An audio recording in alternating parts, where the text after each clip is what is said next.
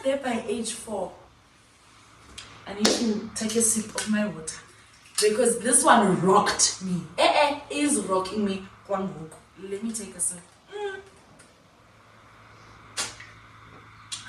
Guys, my 4-year-old turned 4 now at December, but in the last month, I can definitely see a change in his behavior. He's so defiant. Hasa Mamela, it's like he just lost all his discipline. He lost all. You tell him to do this, he does the other. You tell him I left, we are right. After God, and remember, until they get the concept of God, in their world, you are the world. You are. I mean, you are all they knew from the time they realized they exist as embryos. So, also, I don't think we were even. For me, let me speak for my siblings and I don't think we were even given the liberty to feel. Never mind to even give language to how you feel.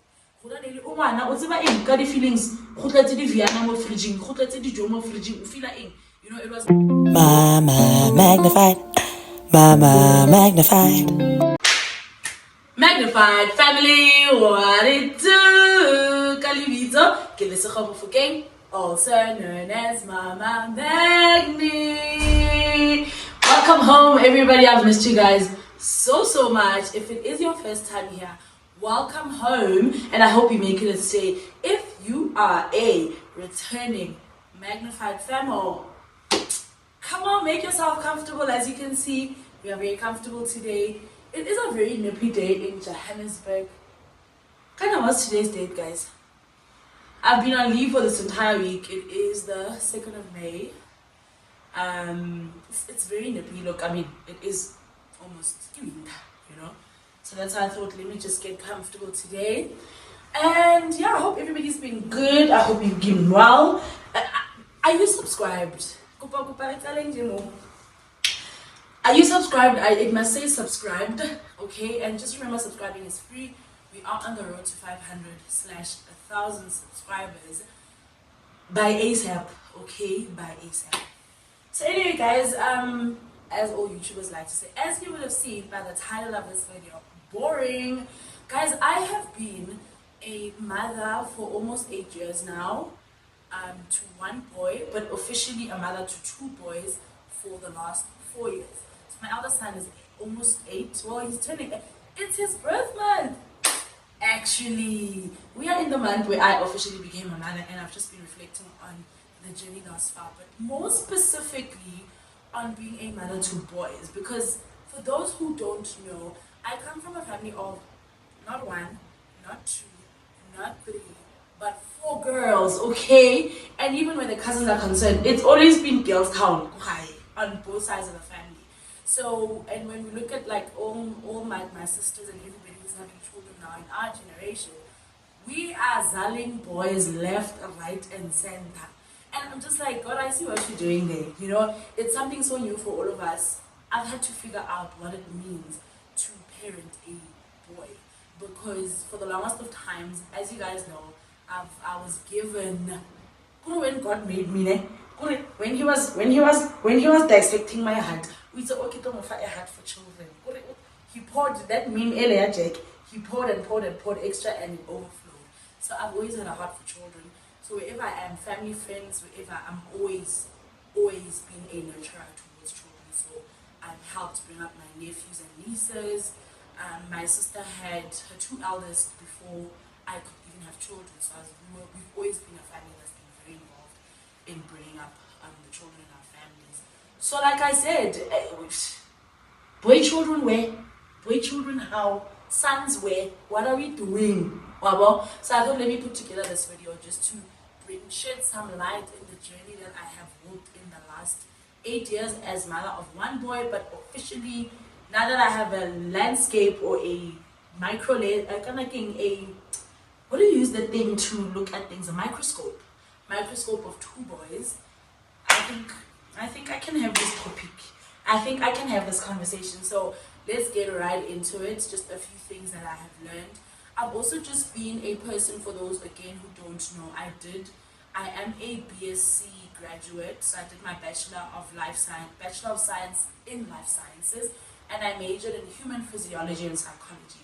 I've always been intrigued, particularly, yes, by the human body, but also the human psyche. And I think one of the best things I'm glad I gifted myself with in bringing up my children is I've decided to equip myself with knowledge, particularly with the psyche of the child at the age or milestone they are at.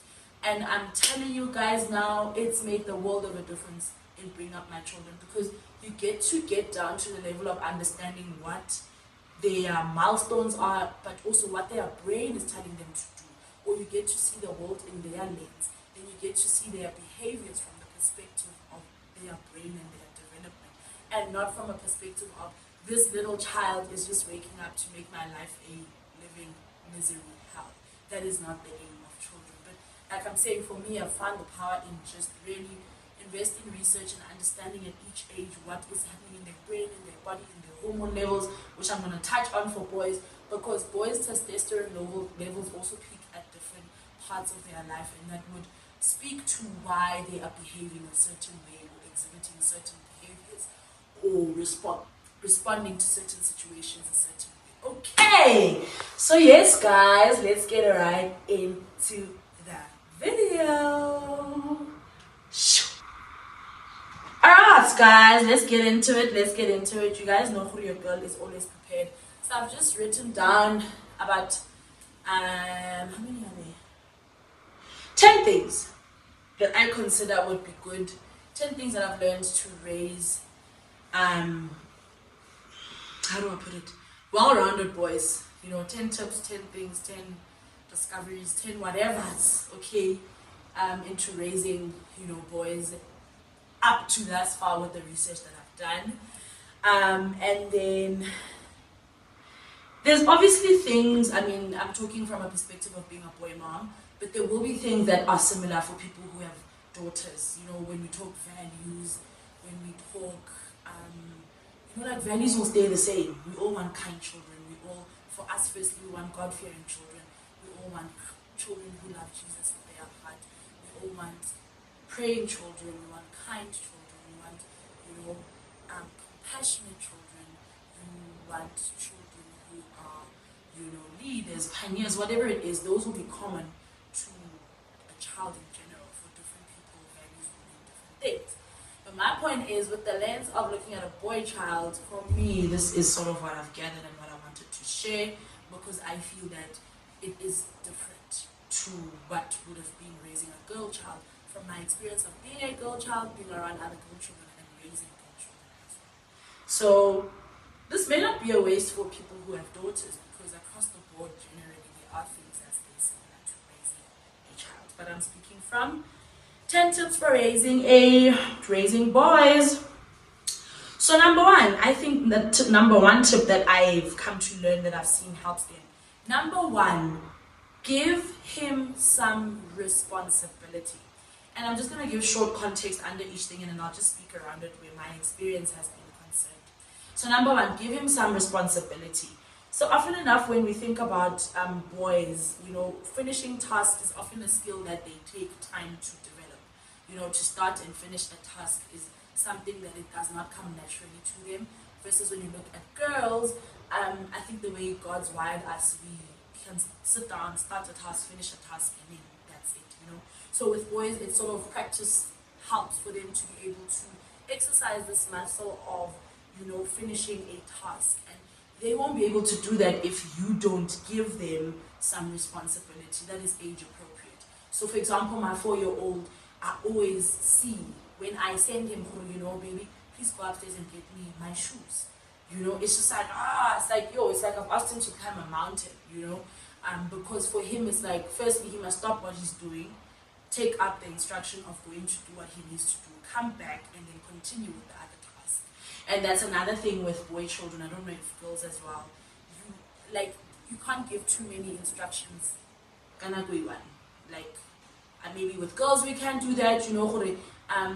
Please go outside, open the car, and get my wallet. To boys, that's 3 instructions.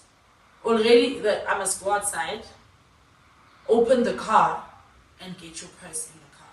So you have to keep things simple with boys. But the point here is give him some responsibility. So you can assign age-appropriate tasks for your boy children so that they get into the routine, or practice the muscle of finishing a task. I do find with my 8-year-old it's a little better, and that's why it will always be different at different ages that they are at. Okay, so number 2, let him show his emotions. And this obviously won't come as a surprise to a lot of people. We know we are living in times where, in the Kali or a boy child who cries is already deemed as he's going to be a weak man later. But we're also living in times where mental health is massive, It's not as shunned upon like before. And with that, I've always also parent from a place of, although I'm looking at an 8 and a 4-year-old right now, you have to parent them from a perspective of thinking about the 25, 30-year-old man they're going to be in society.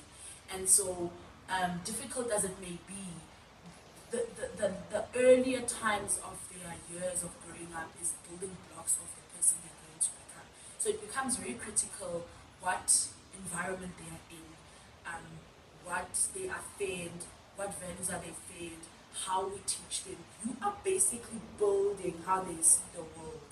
You are basically building how they will be wired. You are basically building how they will perceive things. You're basically building how they will handle situations, how they will handle conflict. You're building this person's entire life. And so one of the things you want them to grasp is that you're able to show emotions, because we've seen that, we have a high suicide rate now. We have highly depressed people right now, young and old.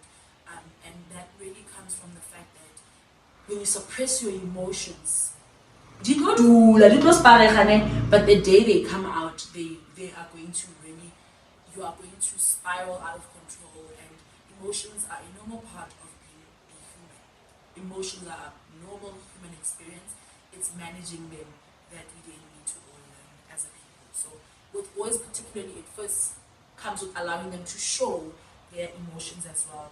Because in these enlightened times, like I said, where often enough, when your boy child gets upset, allow him to express being upset. But what we often say is, it's okay to be upset, but it's not okay to hurt other people when you're upset, you see. So you're validating how he's feeling, but you're also instilling some discipline to say, but it's not okay then to take those feelings and harm others. So you're already drawing the line. Or feel what you feel, but what you do with it is then what will determine,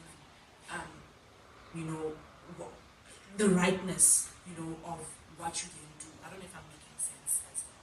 So that you must want to allow them to express their emotions and to also be able to label their feelings. I've loved seeing this in my 4-year-old, because I think he's very expressive. And naturally also, I think 2 children, even though they have the same parents, will not experience you guys the same. They actually don't have the same parents. They don't experience you guys the same. Because the firstborn, it was just him, and you, or the 2 parents are in a different phase of your life. By the time you have your second child, the 2 parents, you are different people to when you have now this child. So this child is experiencing different parents to what the first one knows as well. Although obviously, from a value core perspective, you're still the same people, but you continue to evolve even as parents. So you also want to allow them to be able to label their emotions. And I've loved seeing, children these days, my youngest son, because he's also got his brother, which plays a key role in how quickly they develop, particularly if they have an elder sibling in the house or another child in the house, they grasp way quicker. And my youngest vocab is out of this world. He'll say things like, I'm frustrated, I feel like crying, mommy, I'm sad, mommy, I'm hurt. I'm just like, Sana, I'm frustrated. Remember those words in grade 7, if even. Also, I don't think we were even, for me, let me speak for my siblings and I don't think we were even given the liberty to feel. Never mind to even give language to how you feel. Feelings, it was more of, we are parents, you're a child, that's it, So it's very interesting to see, even at a 4-year-old, for my son, being able to even give language or label his feelings as to how is he feeling. That has been a beautiful journey for me. Number 3, give him plenty of physical affection. Yo, Sana, I thought I'm still smothered. Like, sometimes I even joke with my children. I'm like, yo, if you guys could, you'd come right under my skin. Like, I would soon open a vein and you guys would come under my skin. I must say it's been very interesting to see how affectionate the boy child is to their mom. I haven't really had that conversation with my husband, but I know particularly to me, like they are clingy, clingy, clingy, you know. And I know maybe this is more general even with girl children, but I'm so glad that I'm able to reciprocate, or it's easy for me to reciprocate the affection to them because it's such a normal. They are already exhibiting their clinginess, so I'm able to then continue to be affectionate to them and just see them as children and not necessarily for oh he's a boy child, so I can't show too much affection. Because remember, you're nurturing a soul, a person, a destiny here, whether male or female, and every human being needs affection and love, particularly from their parents, because you are the core after God. And remember, until they get the concept of God, in their world, you are the world. You know, you are. I mean, you are all they knew from the time they realized they exist as embryos. So it would be very important the affection that they get from their parents, particularly. That is the hierarchy. That is the number one go-to, and that's why sometimes we get to points where people say they'll have daddy issues or even mommy issues because the hierarchy is parents up there for every child, and if they're not getting it from up there, no matter how much they're getting 100% from this bottom part of the pyramid, if they're not getting it even 50% from the person who matters the most, they'll always be a void. So give them plenty of physical affection because I know as they grow older, they'll start shying away from the hugs and the kisses, but they still genuinely will really need some form of affection or feed off of the affection they've gotten in all the first few years of their lives when they were younger. And I mean, when they're older, there's ways to sneakily still be affectionate to them, but continue to show them that affection. Number 4, don't try to shut down his high revving engine. Well, one of this one, I'm going to touch on it a little bit at the end because there's actually an article I read, or maybe I can just almost squeeze it in here, that spoke about when I read up on the different levels, the different ages where the boy's testosterone levels are peaking. And it was so interesting when I started reading up on that because I started realizing with my 4-year-old, like you know how with babies generally, especially when you're pregnant, you read up on each stage. I know even on the app will tell you during this week and this week, this is what's happening, this is what's developing in baby. So even with boys or with children, when you bring them up, get into the habit of reading up on what's happening in their body during that time. Boys do tend to have a lot of energy. Like boys don't sit still. Like boys want. And when I started reading up, which I'll go into it now, I then realized that that is what their brain center is telling them to do. Like their brain is saying, go climb there on that wall, go climb on that highest part of that wall and jump. You know, that is how they are wired. So they do tend to have a lot of energy.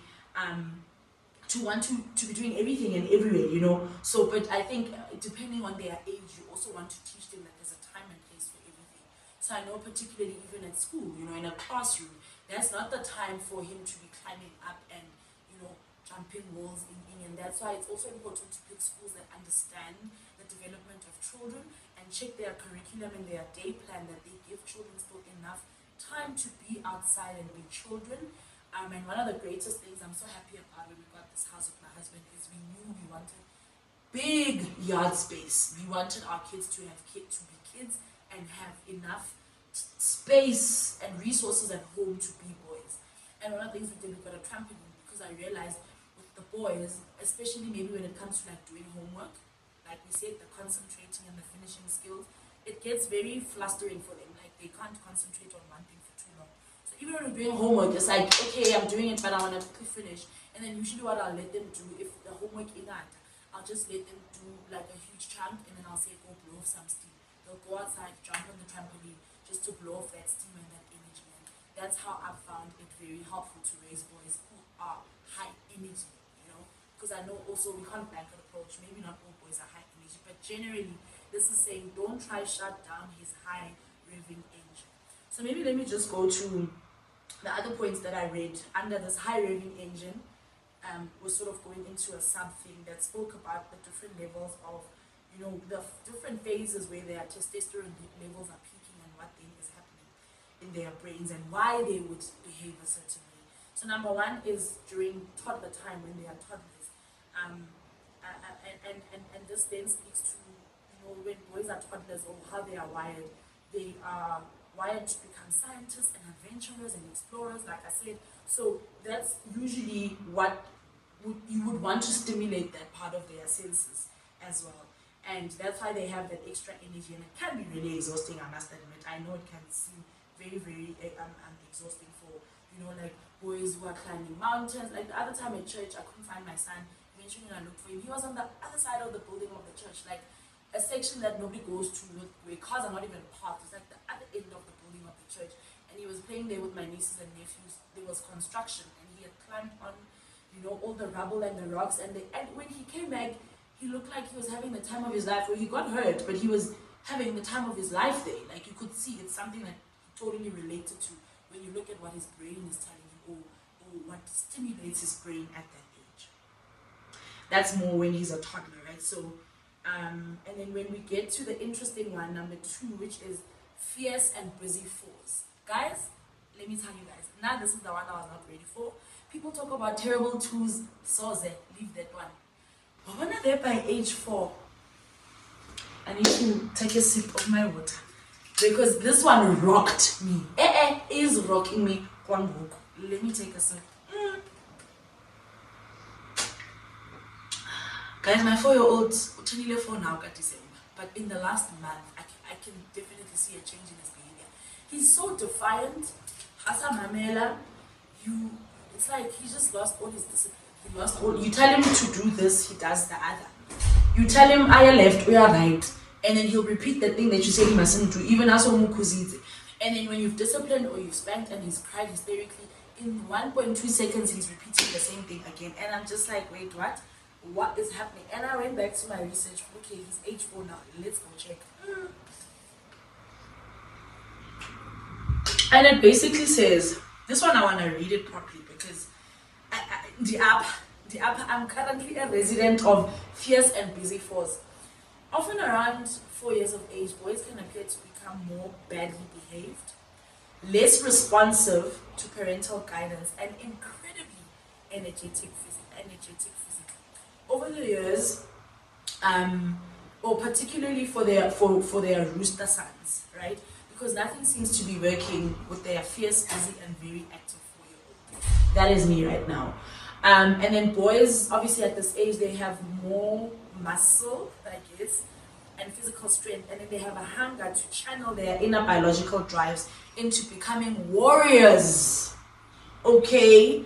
And then another possible explanation for this change in behavior is a significant number of boys due to the shift in the different hormones. One of them is luteinizing hormone, but there's also the testosterone element to it as well. So fierce and busy fours in the upper babes. I'm still there. I'll probably do a follow-up video in a good year if I'll tell you guys how it's done, if it's gonna finish. But it's wild for all of us. And usually my husband is the disciplinarian and they hear him. Not even they, he hears it. Now even the sound of my husband's voice, homeboy is just like bona little now. And you can really see Akazenzi, guys. Like it's just I knew there was a shift, and I'm just glad I went back to my research.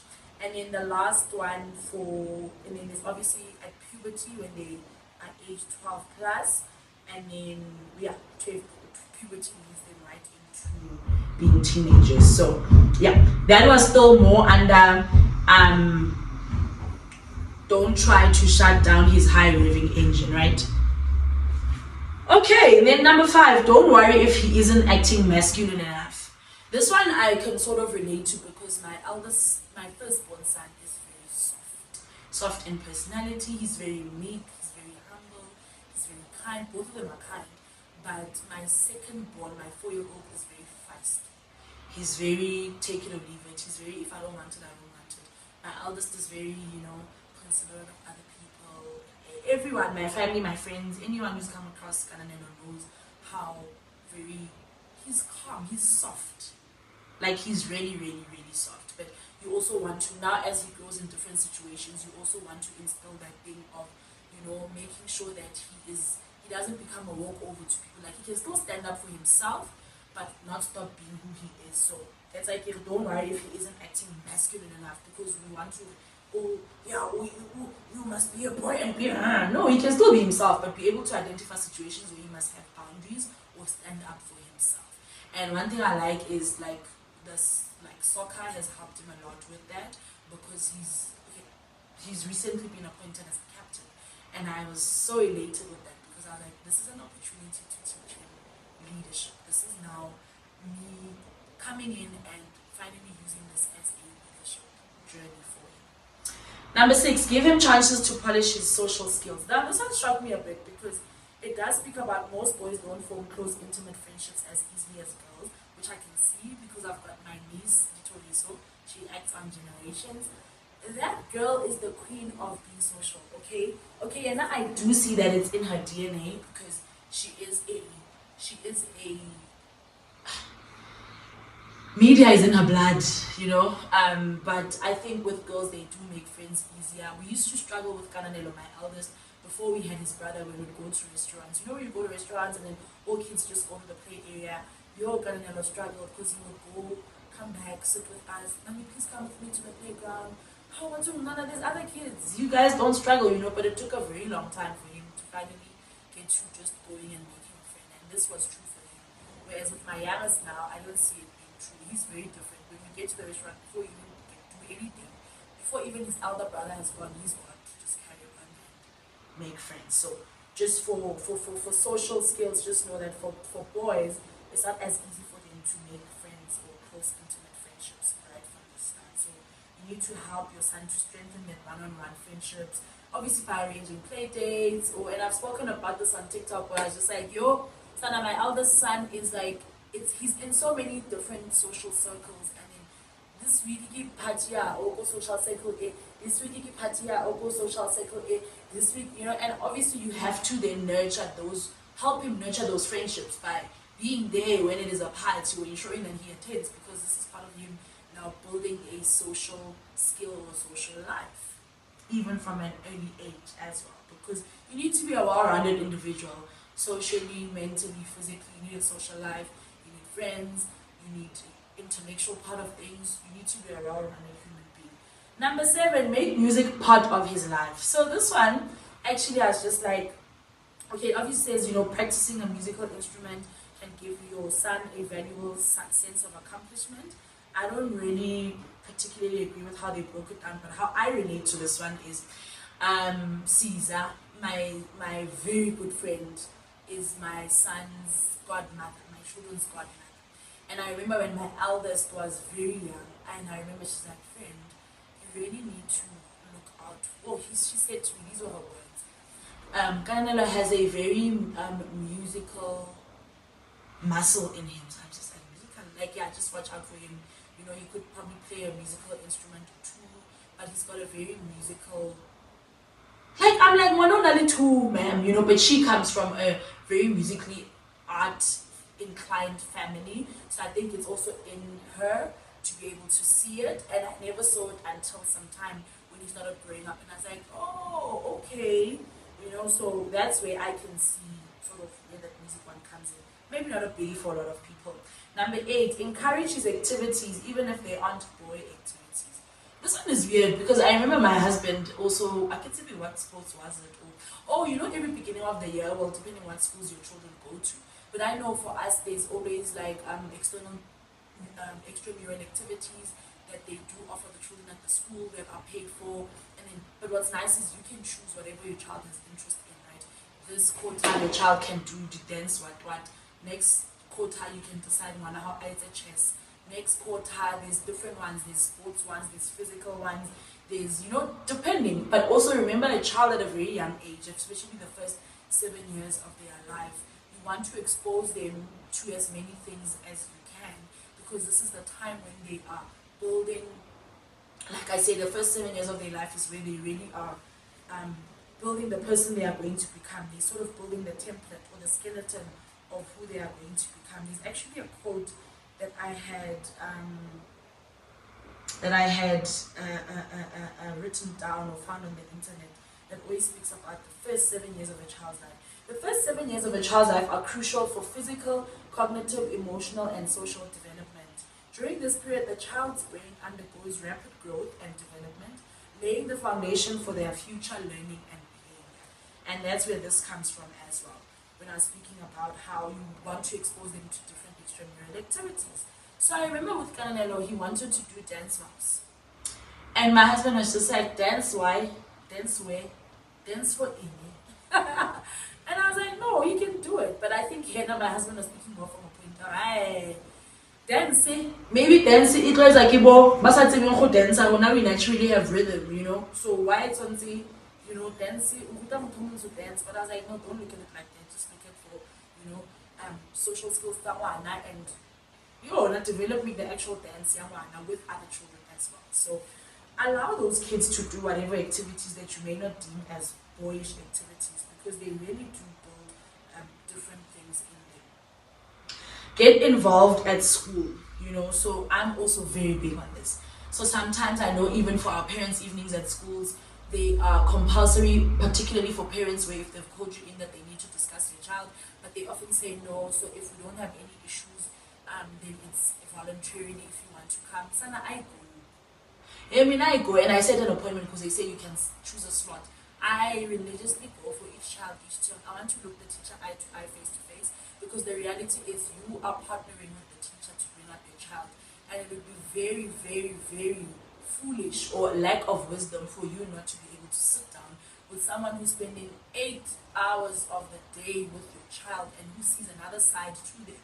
It would be very foolish for you not to get feedback from the person of your child's progress, of things you may not have picked up. Sometimes you even pick up other good things about your child that they're not exhibiting at home. Because remember, home becomes their safe space. Home is where their guard is completely down. So when they go to school, they really like, no schooling, you listen to the teachers. So there, sometimes you even pick up other good things about them or leadership skills about them. So you need to partner with their teachers, with their coaches, with their whatever, and be involved so that you can know what's happening in your child's life. And I know particularly sometimes when when we have meetings with the principals as group parents, the teachers also sometimes say, if there's any changes at home or something difficult is happening at home or trauma or whatever, let us know so that we can know how to handle it according to what the child is going through. And I really appreciated that because it's just on that muscle to know that you are not raising your child alone. You're raising them in a community and you need everybody to partner up and hold hands accordingly. And then the last one, praise the positive. Oh my goodness. You know the power of the tongue and the power of your words towards your children. You are their God, sort of, in their world, and whatever you say to them will stick. Whatever you say to them will stick. So you really need to be careful the words that you use for your children and not just be disciplinary. Don't do it, don't climb, you're gonna get hurt. No, praise the positive. Praise when they're doing well. Affirm them all the time and allow them to make mistakes and say no. My children still get shocked today when I say, do you know that we still make mistakes? Do you know that we also mess up? And she gets shocked. I'm like, yes. And sometimes I say, do you know that sometimes I also don't feel like going to work, but I go anyway? When he gets those moments I'm not feeling like going to school. And I'm like, trust me. And then sometimes he asks, so daddy, for the 12 years that you were doing school, did you always feel like going? And we were honest, we're like, no, we didn't actually. We didn't. There were times when we didn't feel like going at all, or we mostly enjoyed it only when there's fun things to do, but we knew we had to do it. So, praise the positive. Praise when they're doing well. But just be positive and the way in which you say things. And the tone and the volume and your home environment or what you say. When they say praise the positive, acknowledge the positive. Don't just be disciplinary, just pointing out the wrong and the bad things. And as if your child needs fixing. No. They are growing into becoming who God has ordained them to be in their destiny.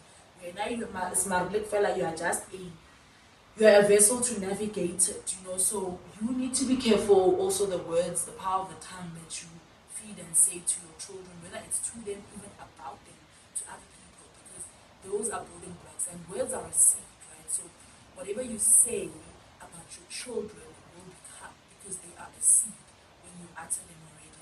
So even when you're saying to them, I like how in the morning with my children, we have a prayer that we say, where we pray in the mornings when we drive out for school, and then at the end we have our affirmations, and we say, I am fire, I am light, I am glory, I am supernatural, I am the head and not the tail, I am a champion in Jesus' name, Amen. And those, I mean, it seems silly when we're doing it, but when you say it, it's also a prophetic announcement to your challenges, to your environment, to the enemy, to the, you are declaring it each day, and so it becomes a seed, and one day you will reap that which you say to yourself, to others, to your children. So praise your children all the time. You are their biggest cheerleader. I promise you that. It's like sometimes I get so heartbroken when, because I'm a team manager at my son's soccer club. He's a captain, and parents who don't pitch to watch their children play games, parents who don't cheer their children during games, parents who are hard on their children during games. These children are 8. They cannot possibly be playing soccer to be competitive for a league, like in seriousness. And that's what I love about our soccer club. We are training them at the level that they're at. They're 8. So we don't kill their morale by giving yellow cards. We just coach them to say, be careful, remember, just be behind the line. We don't do the yellow card, red card because they are 8, We praise them when they're doing well. After you coach them and then they get it right, you praise them. So, yeah, it's just been very interesting. And then I think I'll just leave it there. Those are the most serious ones. But I remember, just to end off this conversation, I remember doing a very weird TikTok speaking about things around the house because, Sana, I'm the only Rose amongst my 3 gentlemen in the house. So there's just certain things also, even in the context of living with 3 boys, it's just like so foreign to me. I've had to adjust, Linda. Sometimes like things like how they are able to sit around. Like, why are there shoes, why are there clothes on the floor? Why is there a sock on the floor? I joked and I did a TikTok 2 weeks ago also about how I've just accepted that actually for us now, the toilet seats in the house are always up. When I come, I take the toilet seat down, do my business, and then wipe it and then take it back up again. Because if I don't do that, the young boy who is going to come find the toilet seat down is going to forget to take it up. He's going to do his number 1. He's going to blob on the seat with his urine. He's not going to wipe because he's 4. You must remind him 40,000 times to do one thing. He's going to, there's a number 1, and then he's going to forget to wipe the seat. And then you have to remind him, flush the toilet, sir, and please wash your hands with soap. So if I don't do that, it means more so than not, I'm always going to find the toilet seat with urine, and I must first wipe and be worked up. So I was just like, you know what? It'll apply wisdom. The toilet seat, it will always be up. It will be ready for the majority in the house. Nah, I choose peace. I'll take the seat down, take it for my business, put it back to the factory settings of the house. Things like that are just things I've had to adjust living with boys in the house. I have moments where it's a good 2 hours they are playing on the PlayStation and I feel very invisible. Like, I'm just like, do they still remember I exist? Hello guys, remember me? But that's just boys and who they are. It's just the whole thing of, if you ask them to do something, they will do it. But just like, this is more to my husband, right? He will do it, but don't tell him when to do it. If you say he'll do it, he'll do it. But for me, it's like, nah, but please do it now. But even with the boys, it's like, they'll do it eventually, but it's like, no, but do it now, or they'll forget. Small things like that. So I would be very interested to hear you guys who have boys, and it would be great to hear sons versus daughters, or what particular is very specific to sons. Please add more comments if you have here. A conversation that we can continue to have in the comment section. And how has it been for you? Not as I am about to celebrate 8 years of being a mom, but also 4 years of being a boy mom of 2. I can officially say this is my 2 cents worth on being a mother to boys. I hope you guys enjoyed this video. I hope you love it. I hope there's somewhere where you relate, somewhere in this. And I'll see you guys on the next video. Love you, bye.